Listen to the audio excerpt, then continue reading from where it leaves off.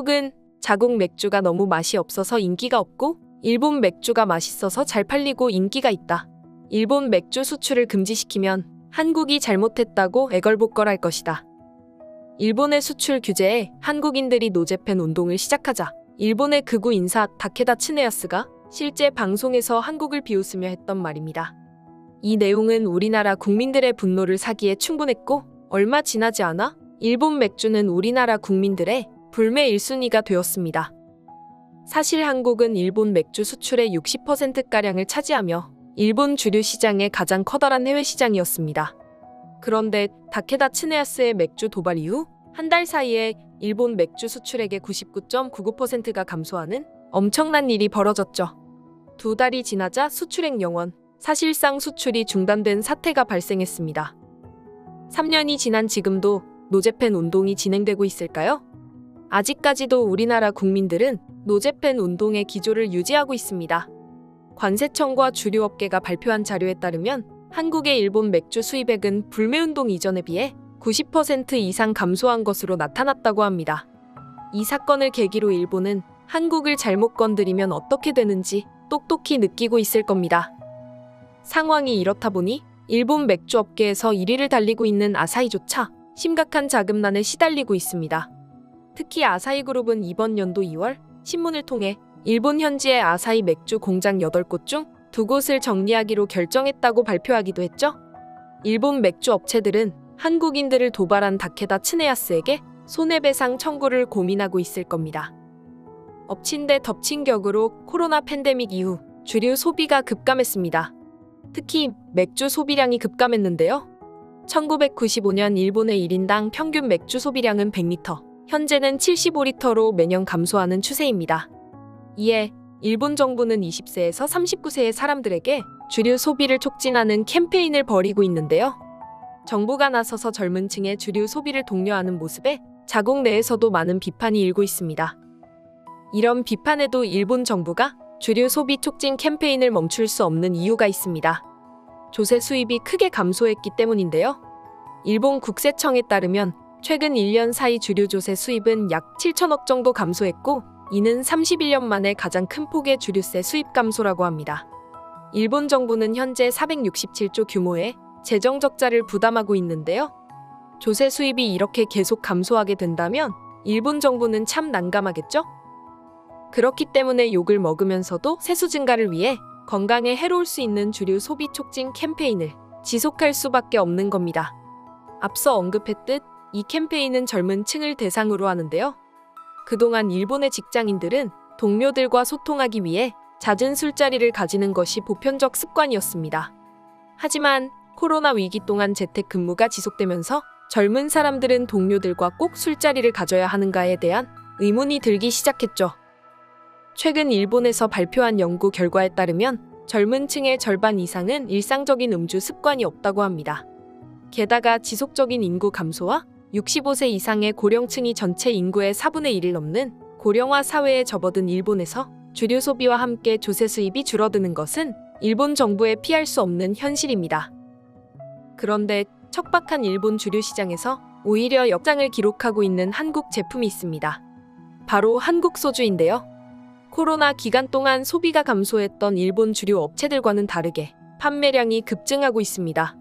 그것도 20대에서 30대 젊은 층 사이에서 한국 소주가 폭발적인 인기를 끌고 있습니다.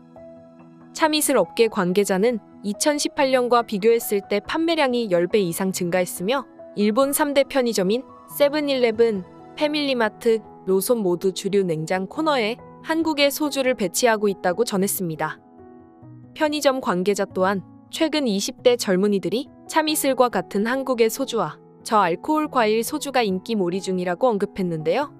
실제 편의점 매장에서도 소주가 눈에 잘 띄는 위치에 배치되고 있다고 합니다.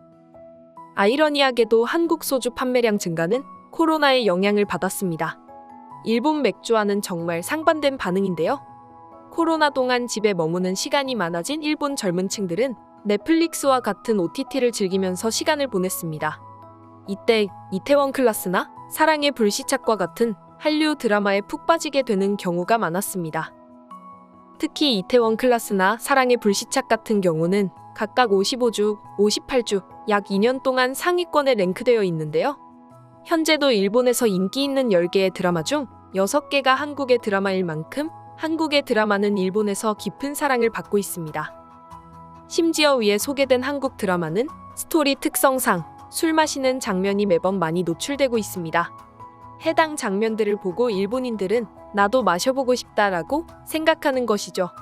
일본의 유명 언론도 녹색의 작은 병 소주는 인생의 비애와 애증을 나타내는 장면의 명조연으로 평가하고 있었습니다. 이렇게 드라마 통해 홍보되는 소주의 인기는 젊은 층을 중심으로 퍼져나가 일본 젊은 층의 주류 소비를 촉진시키고 있는 것입니다. 젊은 세대의 주류 소비가 떨어져 고민하고 있는 일본 정부에게 한국의 소주 판매량이 급증은 가뭄의 단비 같은 소식일 겁니다. 장기적으로 한국의 소주 매출이 계속 상승한다면 걱정이겠지만 한국의 소주가 자국의 주류 시장을 활성화시켜줄 수 있으니까요. 코로나가 풀린 지금 시점에도 젊은이들이 이자카야를 중심으로 한국 소주를 즐기고 있다고 합니다. 실제 온라인에서도 원활한 판매가 이뤄지고 있는데요. 일본의 대중적인 쇼핑몰 라쿠텐에서 일본인들의 실제 반응을 확인해 볼 수 있었습니다. 한류 드라마를 보고 흥미가 있어 구입했다. 매우 맛있었다. 입맛도 좋고 적당한 양으로 애용하고 있다. 최근 저녁에 맥주보다 참이슬을 찾는다. 양도 정확히 좋다. 코로나 때 한류 드라마에 빠진 남편이 구입하고 있다. 한국 드라마를 보면서 마시기 때문에 다시 이용하겠습니다. 이렇게 다양한 반응을 보였습니다. 이처럼 실제 한류 드라마를 보고 소주를 구입하는 사람이 많았는데요. 최근 해외 일각에서는 현재 한국의 드라마는 미국 작품에 필적할 만한 수준이라고 평가하고 있습니다. 일본의 유명 감독도 일본이 금세기 내에 한국을 따라잡는 건 불가능할 정도로 수준이 높다고 칭찬했죠. 하지만 이를 탐탁치 않게 여기는 일본인들도 많았습니다. 일본 커뮤니티에도 일본에서 한국 소주 판매량이 급증했다는 뉴스 보도가 소개되었는데요. 이에 대해 사람들은 어차피 거짓말. 젊은이는 정말 바보 같다. 인공 감미료가 들어간 한국 소주는 한국 음식에나 어울린다. 공업용 알코올 엷은 것 같은 녀석이다.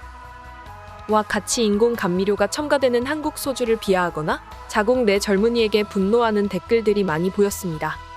거짓말이라며 아예 소식 자체를 부정하는 내용들도 많았죠? 하지만 그들이 아무리 우리를 폄훼해도 진실을 왜곡하거나 감출 수는 없을 겁니다. 독립운동가 김구 선생님은 백범일지 나의 소원에서 나는 우리나라가 남의 것을 모방하는 나라가 되지 말고 높고 새로운 문화의 근원이 되고 목표가 되고 모범이 되길 원한다고 하셨습니다. 우리 한국은 김구 선생님의 바람처럼 드라마, 영화, 음악, 식품 등 다양한 분야에서 문화 강국의 모습을 보여주고 있는데요. 앞으로도 지금보다 더 위대한 문화 강국이 되길 기원하면서 오늘 영상 마무리하겠습니다. 여러분의 좋아요와 구독은 영상 제작에 큰 힘이 됩니다. 알람 설정을 하시면 빠르게 소식을 받아보실 수 있습니다. 오늘도 시청해주셔서 감사합니다.